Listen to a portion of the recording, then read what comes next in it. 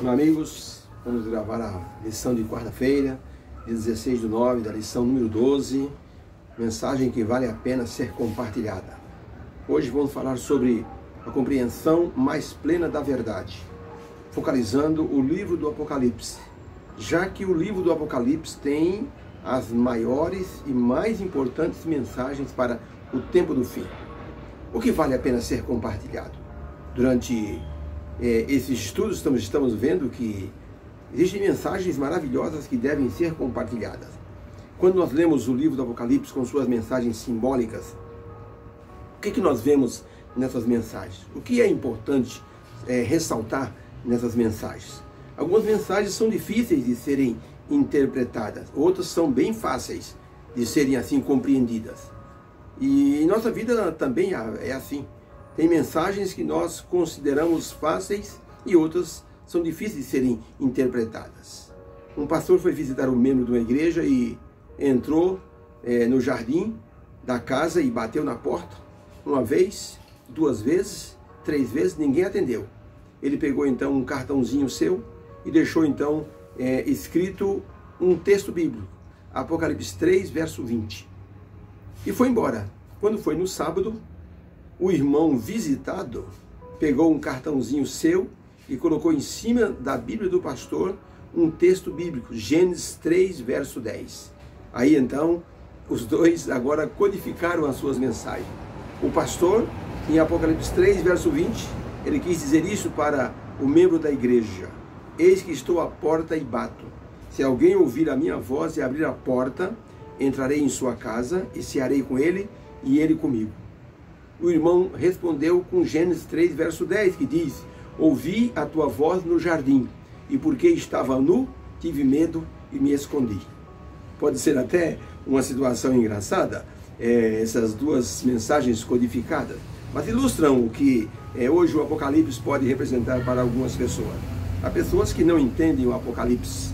Quando nós lemos qualquer livro que tenha um enredo, uma história, que envolva mistério, suspense, geralmente nós temos um personagem ou vários personagens que dão vida àquela trama ou àquela leitura. Quando nós olhamos para o livro do Apocalipse, o personagem central do Apocalipse é a pessoa do Senhor Jesus Cristo. E o Senhor Jesus Cristo, como sendo o personagem central, ele faz questão de ressaltar em suas mensagens que Deus, Pai, Filho e Espírito Santo, eles são vistos e têm que ser vistos como Criador e Redentor dos seres humanos. Uma condição que é preciso que as pessoas entendam que Deus, Pai, Filho e Espírito Santo, eles podem ser vistos como Criador e Resgatador da raça humana. O Apocalipse, ele então ressalta, ele resgata essa ideia de adoração ao Criador, contra a falsa adoração criada pelo diabo, e que o Apocalipse mostra que a adoração do diabo é para se contrapor à adoração a Deus. O diabo criou um falso sistema de adoração, que é representado no Apocalipse pela besta que surge do mar e pela besta que surge da terra. Esses dois poderes, religiosos e políticos, eles se contrapõem à adoração a Deus que é mencionada no Apocalipse. Como nós falamos ontem, o Apocalipse capítulo 14 é o capítulo central do Apocalipse. Por isso precisamos olhar para este capítulo com uma seriedade muito grande, porque a seriedade é que no Apocalipse 14 está ressaltado de forma muito clara a adoração a Deus. E hoje nós pensamos, o que é adoração a Deus? Quando nós vamos na igreja, qual é a parte mais importante de um culto? É a adoração a Deus. Agora, nós estamos fazendo essa adoração a Deus de forma correta? Um pastor disse que quando sua esposa foi buscar na bolsa dela a oferta para o culto, ele ficou impressionado quando viu várias formiguinhas subindo nas mãos da esposa. Ele tentou matá-la, mas cada vez surgia mais, e ele percebeu, a esposa havia esquecido uma bala dentro da bolsa, e isso atraiu as formigas. E ele pensou assim: enquanto eu estava assistindo o culto, as formigas tiraram a minha atenção do culto. E ele perguntava assim, numa meditação que ele escreveu, esse pastor perguntava: quais são as formiguinhas que estão atrapalhando a nossa atenção na adoração a Deus hoje em dia? Uma esposa, um casal, o homem e a esposa voltavam para casa depois do culto de sábado, e a esposa então resolveu fazer um comentário para o esposo e disse: meu bem, no culto desta manhã você viu ali o colar daquela visitante que estava à nossa frente? Que aberração! Tá aqui aquele absurdo, você viu? O marido disse: não vi, meu bem. E ela disse: você vai dizer que não reparou no vestido da irmã Yolanda? Para que aquilo tudo? Para que aquela cor berrante daquele vestido? Você viu isso? Ele disse: não, também não vi. Vai dizer que você não viu aquela blusa toda berrante e decotada daquela solista do coral? O marido, com toda a calma, disse: meu bem, para dizer a verdade, eu nem notei. Irritada, a mulher disse: você não viu nada? Você foi na igreja fazer o quê? O marido disse: eu fui na igreja adorar a Deus e me alimentar espiritualmente, meu bem. A mulher, entretanto, foi na igreja para ver as outras mulheres e para então falar das roupas que elas estavam vestindo. Gente, pode ser até uma coisa até engraçada isso, mas reflete uma grande realidade da nossa atualidade. Muitos vão na igreja não para adorar, mas para observar, para examinar os outros. A lição de quarta-feira tem aqui uma pergunta. Pergunta número 6, que pergunta assim: o primeiro anjo das 3 mensagens que estão relatadas em Apocalipse 14, 6 e 7, é a primeira mensagem. Então a pergunta o primeiro anjo das 3 mensagens angélicas disse: temei a Deus e dai-lhe glória. Qual é o significado desse solene apelo? O que quer dizer essa expressão do anjo: temei a Deus e dai-lhe glória?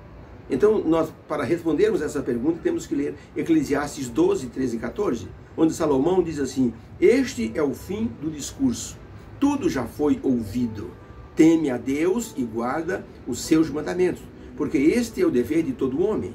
Porque Deus há de trazer a juízo todas as obras, até tudo aquilo que está encoberto, seja de bom ou seja de mal.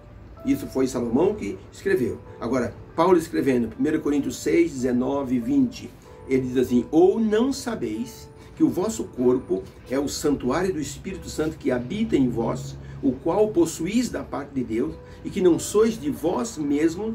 E no verso 20 ele diz assim: porque fostes comprado por bom preço, glorificai, pois, a Deus no vosso corpo. Então, quando o anjo diz assim: temei a Deus e dai-lhe glória, o que significa essa expressão?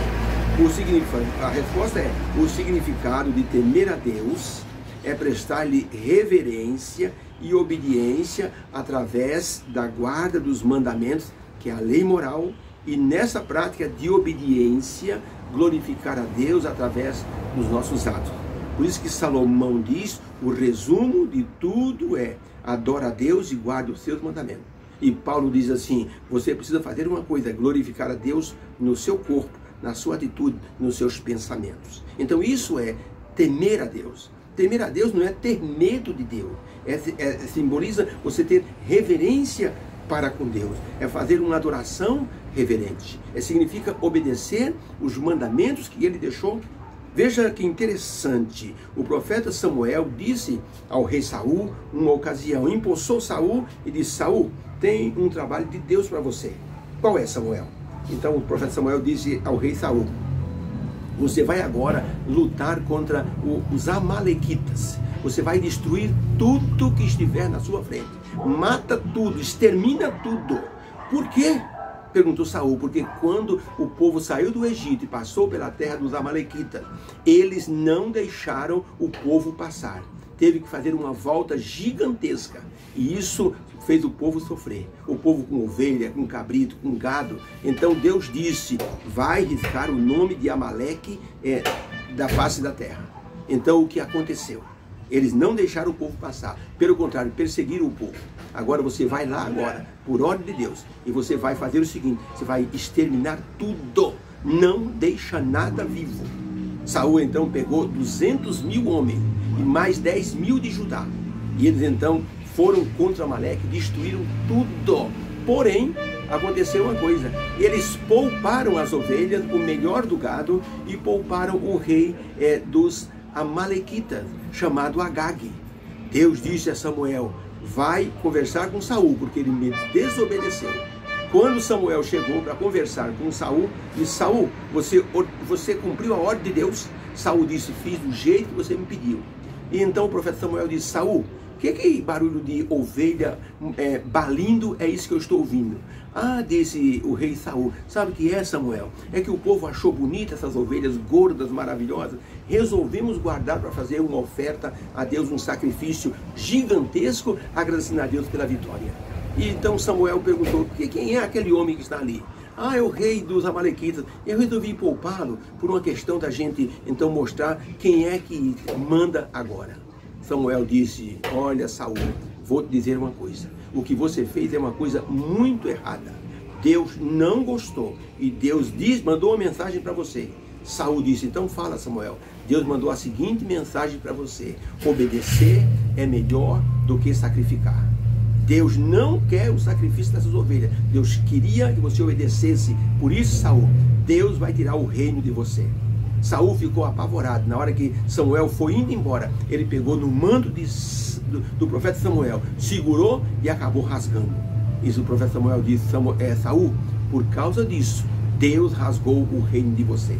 Essa expressão ficou para sempre: obedecer é melhor do que sacrificar. Uma família mudou-se para o Canadá, perto de um lago belíssimo. Era assim uma natureza exuberante. E havia um lago perto. E esse lago era muito atrativo, porém tinha jacarés e tinha ali muitos perigos em redor do lago. E o pai disse para a filha de 13 anos: filha, eu não quero de forma alguma que você vá perto daquele lago pelo perigo que existe. O pai está trabalhando, a mãe também tem que sair, e você, se for sozinha lá, é um perigo muito grande. Então eu vou pedir a você, por favor, o seguinte: que você não vá perto do lago.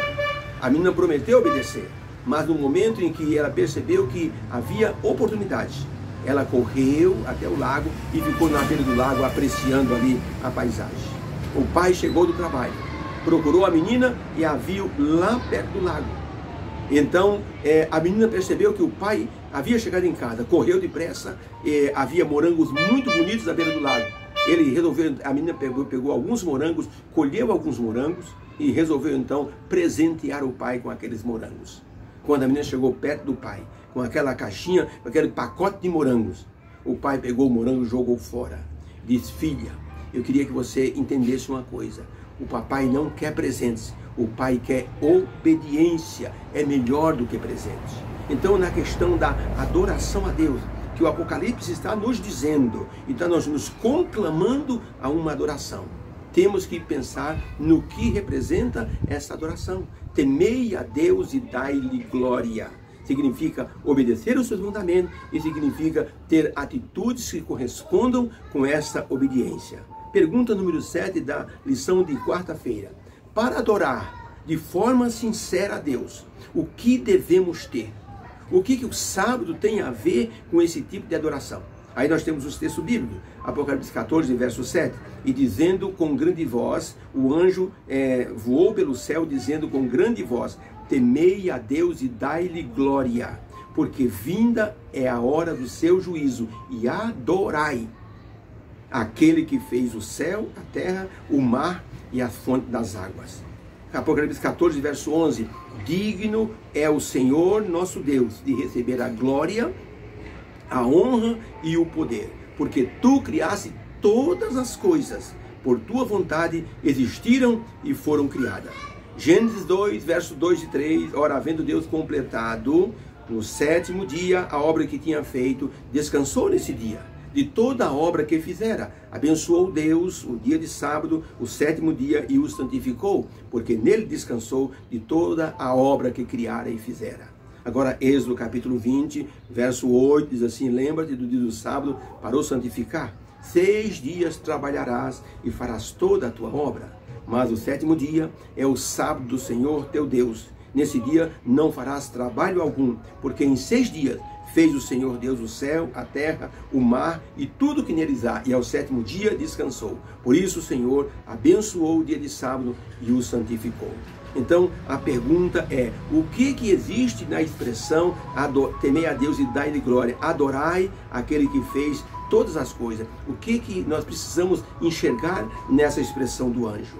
Significa o seguinte: a base para adorar a Deus é aceitando o fato de que Ele é o nosso Criador. O sábado, ele reflete essa verdade, porque o sábado é o memorial da criação. No sábado, nós adoramos a Deus como nosso Criador. No sábado, nós olhamos menos para nós e mais para Deus. Pode perceber, na semana, nós olhamos mais para nós mesmos. Mas no sábado, a gente é levado a olhar para Deus. Para-se as obras seculares e se dirige o olhar para Deus. Temei a Deus e dai-lhe glória. Tem o sábado a sua maior relevância. Para que o ser humano adore a Deus, é necessário um motivo para que isso aconteça. Porque a natureza humana, ela é egocêntrica. O sábado nos faz olhar menos para nós e mais para Deus. O diabo sabe que o sábado é o centro da adoração a Deus. Por isso tem atacado o dia do Senhor com histórias, com teorias, com teologia sem fundamento, para fazer as pessoas desacreditarem na questão que o sábado é o dia de adoração. Muitos dizem: o sábado foi abolido por Deus. Jesus disse: eu não vim abolir a lei, eu vim cumprir, eu vim mostrar como é que se cumpre a lei. E diz a Bíblia, e Jesus ia na sinagoga segundo o seu costume. E depois da morte de Jesus, os discípulos todos iam na sinagoga ou no templo no sábado, como era costume. Jesus não aboliu o santo sábado. De maneira que o capítulo 14 do Apocalipse convida as pessoas, os homens e as mulheres, a adorar a Deus nesse dia. Quando a pessoa é egocêntrica, pensa apenas em si mesmo. Por exemplo, na mitologia grega, existia ali um deus chamado Narciso. Narciso era chamado Deus da beleza, porque ele era tão bonito que diz a história grega, que quando ele nasceu, uma profecia foi feita em cima de Narciso, dizendo: vai ser o Deus mais belo que vai existir na Grécia. Mas ele nunca vai poder se olhar, porque no dia que ele se olhar, ele vai ficar amaldiçoado. Então, Narciso era admirado por todo mundo, e por causa disso ele não amava ninguém. Até que um dia que ele olhou a sua fisionomia refletida no espelho d'água de um lago, e ele se apaixonou por ele mesmo. Por isso que o ser humano egocêntrico, ele olha apenas para si mesmo. No livro Meditações Matinais, 1992, página 51, Ellen White escreveu o seguinte: no capítulo 14 de Apocalipse, os homens são convidados a adorar o Criador. E a profecia revela uma classe de pessoas que, como resultado da tríplice mensagem angélica, essas pessoas observam os mandamentos de Deus. Um desses mandamentos aponta diretamente para Deus como sendo o Criador. E esse mandamento é o quarto mandamento. Muitas vezes nós temos que pensar como estamos adorando a Deus. O Santo Sábado não é um fardo. O Santo Sábado tem que ser uma bênção para a nossa vida. Um radialista norte-americano, ele estava em Los Angeles, e ele disse o seguinte na rádio, depois de passar por uma experiência. Ele disse o seguinte: há poucos dias caiu sobre nós uma tempestade muito forte. Disse ele: eu estava na rua, e quando aquela tempestade caiu, eu corri para me abrigar. E quando eu vi, eu estava debaixo da entrada de uma igreja, me abrigando da chuva. E enquanto eu estava naquele abrigo da igreja, eu olhei para dentro e percebi a quietude da igreja. Eu percebi as pessoas ajoelhadas, as pessoas em reverência. Ele disse: comparei as duas coisas, a tempestade lá fora e a quietude dentro da igreja. Sabe o que eu pensei? Disse aquele radialista, que o mundo hoje passa por uma tempestade e nós precisamos de uma parada em nossos afazeres para adorarmos a Deus. Ele disse: não existe lugar melhor para adorarmos a Deus do que em sua casa ou na igreja, porque assim nós nos colocamos nas mãos divinas, adorando o seu nome e dando glória pela salvação e redenção. Queridos amigos, a lição de hoje falou sobre a questão da adoração. Temei a Deus e dai-lhe glória. Será essa uma mensagem boa para ser compartilhada? Se assim ou for, que nós possamos fazer com o nosso exemplo. Que o Santo Sábado seja uma bênção para a nossa vida. Deus abençoe todos nós que estudamos a lição de quarta-feira, em nome de Jesus. Amém.